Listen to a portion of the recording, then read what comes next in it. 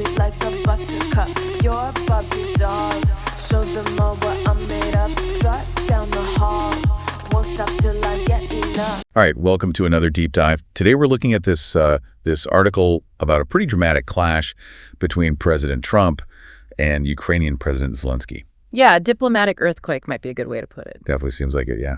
So we're working with this Fox News article, and what's really interesting is that this article came out right as the story was breaking. Yeah, it's really a snapshot, of international relations happening right in front of us before the spin. Absolutely. So let's set the stage here. Zelenskyy visits the White House. There's talk about peace negotiations between Ukraine and Russia, maybe even a mineral deal, and then boom, everything falls apart. What was Zelenskyy even trying to achieve going into this meeting with Trump? Well, it looks like Zelenskyy came in with two main objectives. First, solidify that U.S. support for Ukraine in the whole conflict with Russia, that U.S. backing is crucial for them, both militarily and on the diplomatic front. And second, he was probably looking to lock in this mineral deal, basically trading access to Ukrainian minerals for continued U.S. aid. Classic diplomacy, a little give and take. The article mentions Trump saying that the peace talks were in their final stages. Any hints about what those terms might have looked like? Unfortunately, the article doesn't really get into the specifics of the peace agreement. That's one of the big questions here for sure. What exactly were they talking about, and what were the potential compromises? All right, so we've got these high-stakes talks, potentially a big economic deal, and then, as you said, things go completely sideways. The article doesn't mince words, shouting match, canceled press conference, Zelenskyy asked to leave. What does this tell us? What can we read from these actions, from this very public breakdown in diplomacy? Well, I think it suggests a pretty fundamental disagreement, a clash of personalities, maybe even a miscalculation from one side, or even both. The canceled press conference really stands out. It tells you that whatever happened, they couldn't even pretend to be on the same page for the cameras. Yeah, it's a powerful image. Those cameras just sitting there empty, a silent testament to whatever happened behind those closed doors. What do you make of the fact that this happened so publicly? It's definitely unusual, even in international diplomacy, where things can get pretty tense. I mean, this level of public discord, it says that something went very wrong, that the stakes were incredibly high, and maybe, just maybe, some personal frustrations boiled over. It feels like we're seeing a turning point here, a departure from the carefully crafted statements and those staged photo ops we usually see. I think you're right on the money with that observation. This could really signal a shift in how these two leaders, and maybe even other world leaders, interact going forward. It reminds us that despite all the diplomatic protocols, personal relationships and individual tempers can have a massive impact on the world stage. So we have this incredibly dramatic scene, this very public falling out. Let's move on to the aftermath and talk about how each leader responded to this very messy incident. What did Zelenskyy do next? Well, he gave an exclusive interview to Fox News right after being asked to leave the White House. Really? Fox News? That's a bold move, especially given the network's, let's say, friendly relationship with Trump. What does Zelenskyy have to say? Well, he didn't actually apologize for the heated exchange, which I thought was interesting. But he did say he was confident the U.S.-Ukraine relationship could be repaired. He kept talking about the historical ties between the two nations, almost like he was appealing to this shared sense of camaraderie. Yeah, like he's trying to remind everyone that this isn't about personal grudges. It's about two nations with common goals. Exactly. He's saying, look, this was bad for both sides, but he's not admitting any fault. He's walking a tightrope here. Yeah, he needs U.S. support, but he can't appear weak or subservient. It's a delicate dance, for sure. What about Trump? Did he have anything to say directly about the incident? The article doesn't quote Trump directly, but his actions speak volumes. Asking Zelenskyy to leave, canceling the press conference, scrapping the mineral deal, he's clearly not happy. Yes, sending a message loud and clear. So we've got the drama, we've got the reactions. Where does this leave us? To be honest, in a lot of uncertainty, this was a very public and very messy display of discord. It's impossible to predict the long-term consequences. It does feel like we're on the edge of something big, but we can't quite make out what's coming next. Exactly. And that's what makes this deep dive so fascinating. We're watching history unfold in real time with all of its complexities and uncertainties. It really makes you wonder, what will the impact of this meeting be on U.S.-Ukraine relations going forward? And what about those peace negotiations? Did this just throw a massive wrench into the works? We'll delve into those questions and more right after we hear from our sponsors. Stick with us. You won't want to miss the rest of this deep dive. And we're back. Before we jump into the potential consequences of this pretty explosive meeting between Trump and Zelenskyy, I wanted to circle back to something Zelenskyy kept mentioning in that Fox News interview. He talked a lot about the history between the U.S. and Ukraine. What's the significance of that, and why do you think he's bringing it up? Does it resonate with the American public? I think it's a clever tactic on Zelenskyy's part. He's trying to steer the conversation away from this one incident and tap into that deeper sense of partnership between the two countries. Remember, Ukraine has a pretty large diaspora community here in the U.S., especially in states like Pennsylvania and Ohio, places that could be key in an election.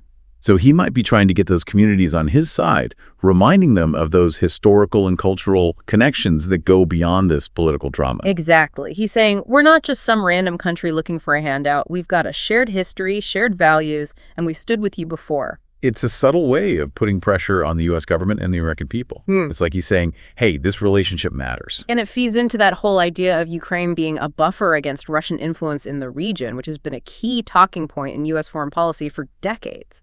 Okay, so that brings us back to the peace negotiations. Trump was saying they were in the final stages before things blew up. Now everything's up in the air. What do you think the impact of this incident will be on those talks? Well, trust is the foundation of any negotiation. And this public display of animosity, it's definitely shaken that foundation. It's like they're trying to build a house on a fault line. The ground is constantly shifting, and you never know when everything's going to come crashing down. I like that. Yeah, great analogy. It'll be hard to get those talks back on track after this.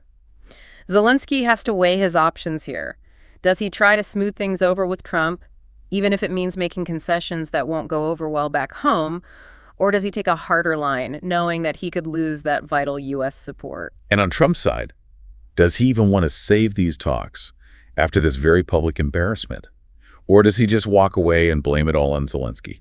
It's hard to say what Trump will do, but looking at his past behavior, he's not exactly afraid to walk away from deals, even if it means creating chaos. It's a tough situation for both of them. This incident has definitely thrown a wrench into things. Speaking of wrenches, what about that mineral deal?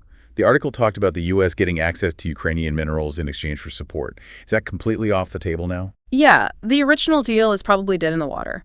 But I wouldn't be surprised if some revised version of it pops up again down the road. Do you think Zelenskyy will be more hesitant to deal with Trump after this whole experience? He might be. But Zelenskyy's a pragmatic leader. He knows Ukraine needs all the help it can get, and the U.S. is still a crucial ally. But this whole thing has definitely given him a bit more leverage. He could use this to get more concessions from the U.S., push for a stronger commitment, or even start looking for other partnerships. So this one incident could reshape the whole geopolitical landscape in the region. Absolutely. And it raises questions about the future of diplomacy itself. I mean, we're in the age of social media and 247 News where everything gets amplified and scrutinized. Can world leaders afford these kinds of public spats? It's a whole new level of pressure. Every word, every gesture gets analyzed, dissected, turned into a meme in seconds. Exactly.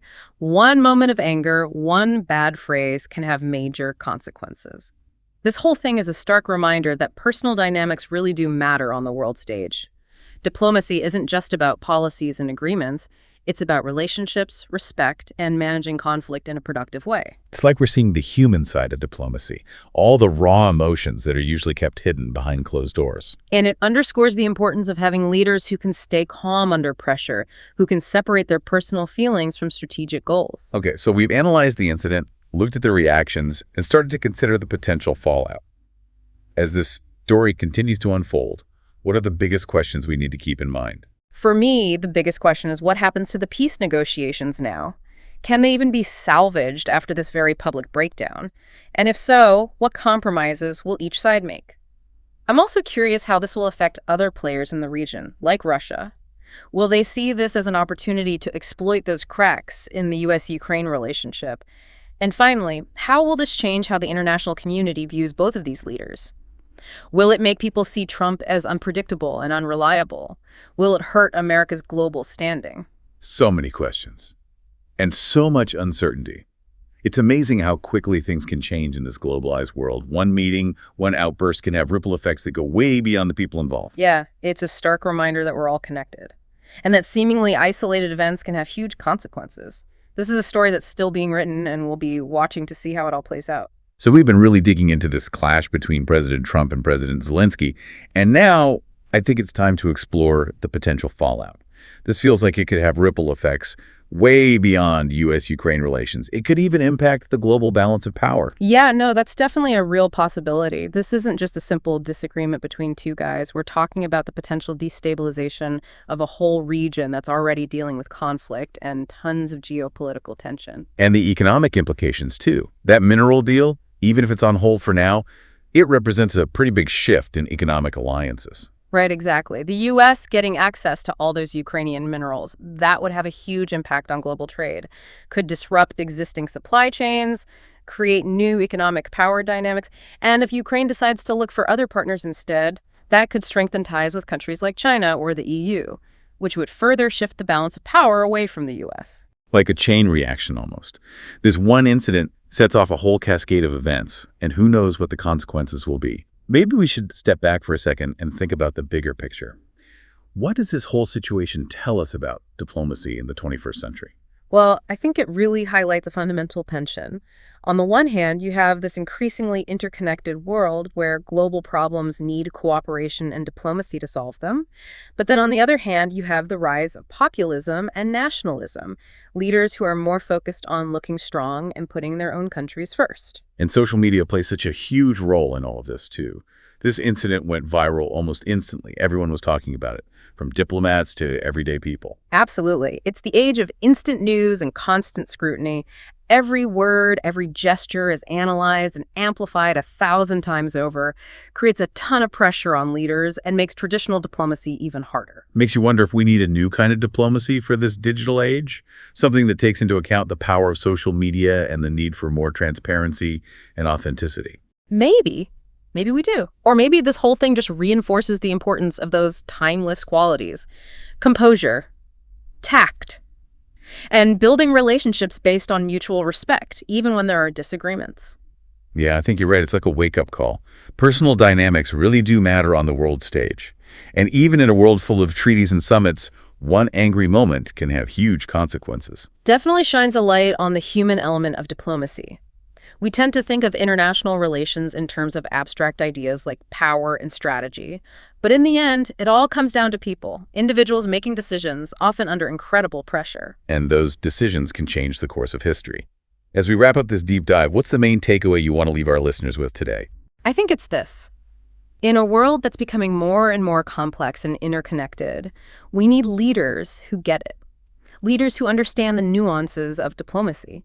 Leaders who can navigate those choppy waters of international relations with both skill and integrity. And maybe most importantly, we need leaders who can stay calm under pressure. Leaders who understand that every word, every action can have a ripple effect across the world. That's a really important point. It's a sobering thought, but it's also a call to action. We all have a role to play in shaping the world we want to live in. And that starts with understanding the forces at work, the people in power, and the consequences of their actions. Thanks for joining us on this deep dive. We hope you keep exploring these issues, asking tough questions, and having thoughtful conversations about the future of our world. Until next time, keep diving deep.